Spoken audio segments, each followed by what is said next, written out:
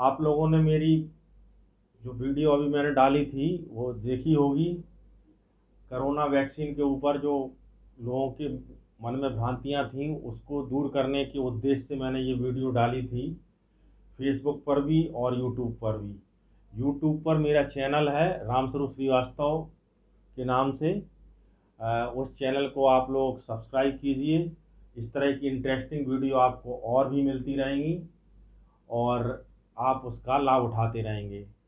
और जिसने भी ये वीडियो देखी है कृपया उसको लाइक और शेयर अवश्य करें, जिससे और लोगों के मन में जो भ्रांतियां हैं वो भी दूर होती रहेंगी।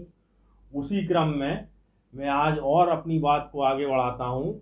जो और फैक्ट्स हैं इस वैक्सीन के बारे में, कोरोना वैक्सीन के बारे में, वो आपको बताता हूं।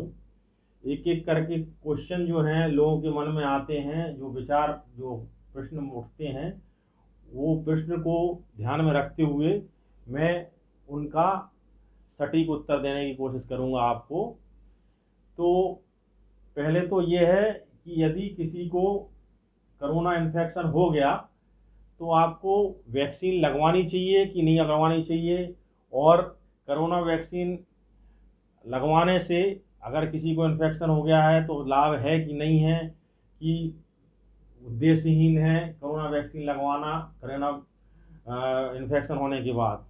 तो इसके लिए ये है कि जैसे आपको कोरोना इन्फेक्शन हुआ और कोरोना इन्फेक्शन होने के बाद आप जो है अगर ऑलरेडी एक डोज ले चुके हैं वैक्सीन की तो ठीक है, और अगर आपने कोविड वैक्सीन की एक भी डोज नहीं ली है तो आप उसके इन्फेक्शन होने के बाद 3 महीने बाद अगर जो पहली डोज लेंगे तो आपको ज़्यादा फायदा होगा। क्योंकि ये स्टडी की गई है, ये ट्रायल हुआ है कि यदि कोविड इन्फेक्टेड पेशेंट जो कि क्योर हो चुके हैं उनमें यदि कोविड वैक्सीन लगाई गई है तो उनमें एंटीबॉडी की जो टाइटर है वो ज़्यादा पाया गया है उन पेशेंट की अपेक्षा जिनको कि पहले इन्फेक्शन नहीं हुआ था। ये देखा गया है कि जिनको कोविड इन्फेक्शन ऑलरेडी हो चुका है उनको यदि ये वैक्सीन लगाई गई तो उनमें जो एंटीबॉडी टाइटर है वो ज़्यादा पाया गया। तो इसका मतलब क्या है कि उनकी रोग प्रतिरोधक क्षमता और ज़्यादा बढ़ गई जिनको इन्फेक्शन हो गया है। तो यदि जो ऑलरेडी इन्फेक्टेड पर्सन्स हैं जिनको कि कोरोना इन्फेक्शन हो चुका है और वो यदि वैक्सीन लगवाते हैं तो उनके लिए और ज़्यादा फायदेमंद है। अब फायदेमंद तो है लेकिन लगवानी कब चाहिए, इसके लिए ये है कि अगर आप पहली डोज भी आपको नहीं लगी है और आपको कोविड इन्फेक्शन हो चुका है तो जब कोविड इन्फेक्शन होता है तो आपके अंदर उसकी एंटीबॉडी बनना शुरू हो जाती हैं और ये एंटीबॉडी धीरे धीरे इसका टाइटर बढ़ने लगता है। तो यदि आप 3 महीने बाद पहली डोज लगवाते हैं तो वो बेस्ट रहेगी आपके लिए। मतलब कोविड इन्फेक्शन के बाद यदि 3 महीने बाद अगर आप पहली डोज लगवाते हैं तो वो आपके लिए बेस्ट रहेगी। और यदि पहली डोज ऑलरेडी लग चुकी है आपको और आपको दूसरी डोज लगवानी है तो आपकी अगर ड्यू डेट पास है और आप उसी समय आपको कोरोना इन्फेक्शन हो गया है तो आपको कुछ नहीं करना है, केवल जो आपका क्वारंटाइन पीरियड है 14 दिन का वो गुजर जाने देना है आपको। और जैसे ही आपका वो 14 दिन का क्वारंटाइन पीरियड ओवर होगा आप वैक्सीन लगवा लीजिए अपनी दूसरी डोज वैक्सीन की। और जहाँ तक कॉन्ट्राइंडिकेशन का सवाल है कि कोई अगर कोरोना इन्फेक्शन वाला पेशेंट जिसको कि पता नहीं है कि उसे कोरोना इन्फेक्शन है या हल्के फुल्के सिम्टम है, वो यदि जो है कोविड वैक्सीन लगवा लेता है तो क्या होगा, कुछ भी नहीं होगा। क्यों? क्योंकि इस तरह का कोई कंट्राइंडिकेशन है ही नहीं। केवल इसलिए मना किया गया है कोविड वैक्सीन लगवाने के लिए जिनको कोविड इन्फेक्शन है उन पेशेंट्स को, क्योंकि ये पेशेंट्स क्वारंटाइन रहते हैं और जहाँ भी जो वैक्सीनेशन साइट है वहाँ पर जाएंगे ये, और जाएंगे तो दूसरे जो कि स्वस्थ लोग हैं उनके संपर्क में आएंगे तो कोरोना इन्फेक्शन, कोविड इन्फेक्शन फैलने का चांसेस बढ़ जाएगा। इसलिए इस तरह का प्रोविज़न किया गया है, इसलिए इस तरह का प्रोविज़न किया गया है कि उनको क्वारंटाइन पीरियड पूरा होने के बाद ही कोरोना वैक्सीन लगाई जाए। हालांकि लगवाने से कोई नुकसान नहीं होने वाला है या नहीं नुकसान नहीं होता है, लेकिन केवल इसलिए उनको रोका जाता है क्योंकि यदि वे वैक्सीनेशन साइट पर जाएंगे तो चूंकि ऑलरेडी इन्फेक्टेड हैं तो वो अपना इन्फेक्शन दूसरों को फैलाएंगे, इसलिए उनको रोका जाता है। और बाकी दूसरा क्वेश्चन लोगों के मन में ये उठता है कि अगर कोई बहुत ज़्यादा बूढ़ा है, 90 साल से ऊपर है उसकी उम्र, तो उसको वैक्सीन लगवाना चाहिए कि नहीं लगवाना चाहिए। तो इसके लिए सीधा साधा क्वेश्चन ये है कि मैं अपनी बताऊं, ये इस समय जेल हॉस्पिटल में एक 102 साल के बुजुर्ग हैं, एक 92 साल के बुजुर्ग हैं, वो भी वैक्सीन की फर्स्ट डोज ले चुके हैं। ठीक है, तो इस तरह का कोई कॉन्ट्राइंडिकेशन नहीं है कि अपर लिमिट है कोई एज की। 100 साल के बुजुर्ग हैं या 102 साल के बुजुर्ग हैं, 90 साल के बुजुर्ग हैं, वो भी वैक्सीन लगवा सकते हैं। उनके लिए भी वैक्सीनेशन, ये वाली वैक्सीन यानी जो आजकल लगाई जा रही है कोविशील्ड और कोवैक्सीन, पूरी तरह से सेफ है। ठीक है, अब बात आती है कोमॉर्बिडिटी की कि कोई अगर कीमोथेरेपी ले रहा है, कैंसर पेशेंट है, तो उसको वैक्सीन लगवाना चाहिए कि नहीं लगवाना चाहिए? बिल्कुल लगवाना चाहिए, क्योंकि उनकी जो कीमोथेरेपी चलती है उनकी इम्यूनिटी और डाउन हो जाती है और उनको कोविड इन्फेक्शन होने के चांसेस बढ़ जाते हैं। इसलिए ऐसे लोगों के लिए कोविड वैक्सीन बहुत ज़रूरी है। तो इनको, इस तरह के पेशेंट को यानी जो कीमोथेरेपी ले रहे हैं उनको कोरोना वैक्सीन लगवाना बहुत ज़रूरी है।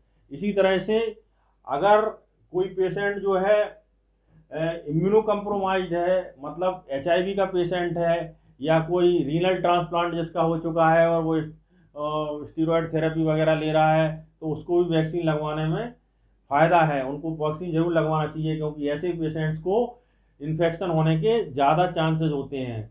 तो इस तरह के पेशेंट को भी जो है वैक्सीन लगवाना चाहिए।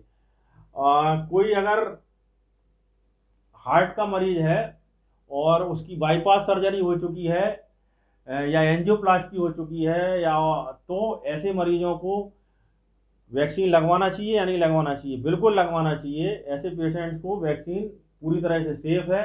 अब क्वेश्चन ये उठेगा कि इनको इस तरह की दवाइयाँ चलती हैं जैसे ब्लड थिनर्स होते हैं, इकोस्प्रिन, एस्प्रिन, क्लोपिडोग्रेल, प्रेसुग्रिल, ट्रिकाग्रिलर वगैरह जो ब्लड थिनर्स होते हैं, ये चलते हुए क्या वैक्सीन लगाई जा सकती है?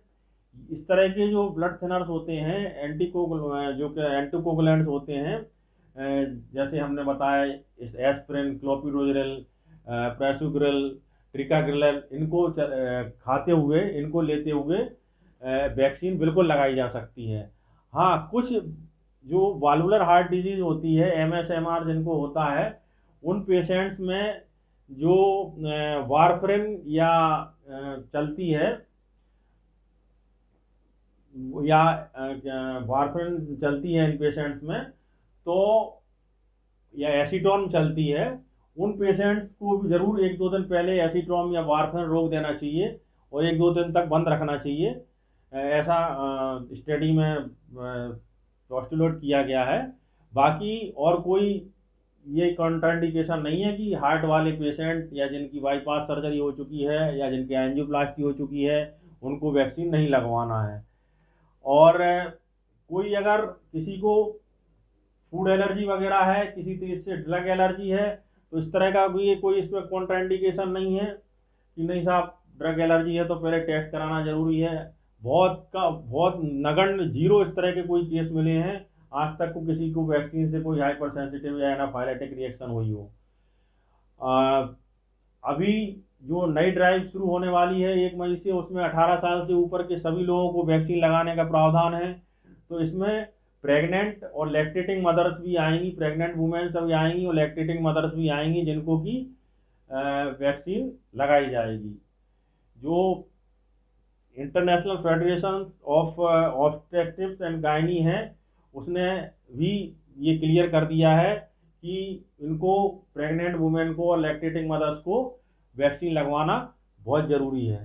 तो ये जो कोई कॉमन क्वेश्चंस थे वो मैंने आज रख दिए आपके सामने कि वैक्सीन पूरी तरह से सेफ है, हर किसी को लगवाना चाहिए। कोई अगर टीबी का मरीज है, कैंसर का मरीज है, HIV का पेशेंट्स है, इनको वैक्सीन लगवाना बहुत ज़रूरी है। तो इन सब के लिए वैक्सीन लगवाना बहुत ज़रूरी है। अब क्वेश्चन ये उठता है कि पहली डोज लगने के बाद दूसरी डोज कब लगना चाहिए। तो पहले ये था कि 28 दिन में दूसरी डोज लगना चाहिए, लेकिन गवर्नमेंट ने अब उसको चेंज कर दिया है। भारत सरकार ने अब ये निश्चित किया है कि दूसरी डोज अब 42 दिन के बाद लगेगी। अगर पहली डोज लगी है तो दूसरी डोज 42 दिन के बाद लगाई जाएगी। तो ये कुछ कॉमन फैक्ट्स थे जो मैंने क्लियर कर दी। हाँ, एक क्वेश्चन और बहुत भ्रांति है लोगों के मन में कि भाई कुछ लोग अल्कोहल लेते हैं, तो अल्कोहल बंद करना चाहिए कि जिस दिन वैक्सीन लगवाई है उस दिन लेना चाहिए कि नहीं लेना चाहिए, या उसको कितने दिन तक नहीं लेना चाहिए, 1 महीने तक लेना नहीं चाहिए या 2 महीने तक नहीं लेना चाहिए, क्या करना चाहिए। तो ऐसा अगर कोई लिवर सिरोसिस वगैरह नहीं है और कोई लिवर की प्रॉब्लम नहीं है या कोई इस तरह की पैंक्रियाटाइटिस वगैरह नहीं है जिसमें कि कॉन्ट्राइंडिकेशन है, तो वैक्सीन के पॉइंट ऑफ व्यू से अल्कोहल का कोई रोल नहीं है। ठीक। कुछ लोग ये भी पूछते हैं, कुछ हाइपरटेंसिव पेशेंट पूछते हैं कि भाई हमारी हाइपरटेंशन की दवाई चल रही है, अगर हम वैक्सीन लगवा रहे हैं तो ये दवा रोकना तो नहीं पड़ेगी। इस तरह का कोई भी कॉन्ट्राइंडिकेशन नहीं है कि हाइपरटेंशन पेशेंट वैक्सीन नहीं लगवा सकते।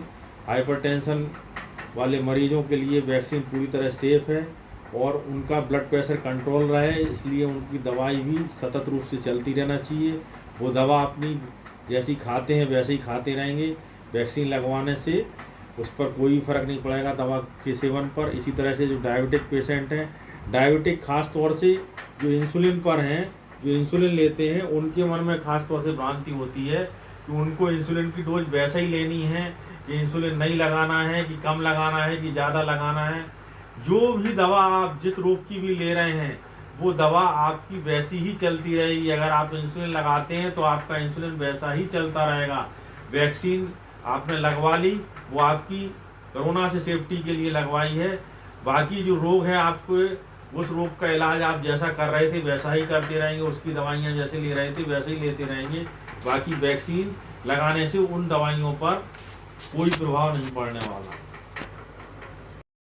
तो आप इस वीडियो को ज़्यादा से ज़्यादा शेयर करें, अपने दोस्तों को बताएं, लाइक करें, जिससे कि हम जो है लोग ज़्यादा से ज़्यादा जागरूक हो सकें।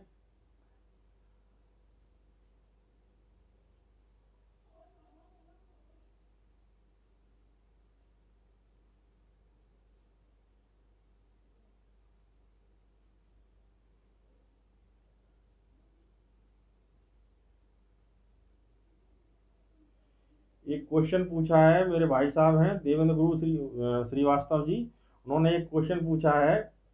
एक मरीज लगभग 21 साल की लड़की है, उसे 3-4 दिन से सिम्टम थे और जांच नहीं करवाई।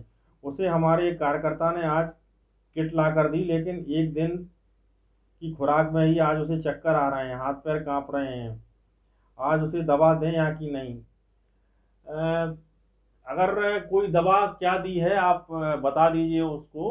मैं आपके पास मेरा व्हाट्सएप नंबर है, उस व्हाट्सएप नंबर पर आप दवा शेयर कर दीजिए।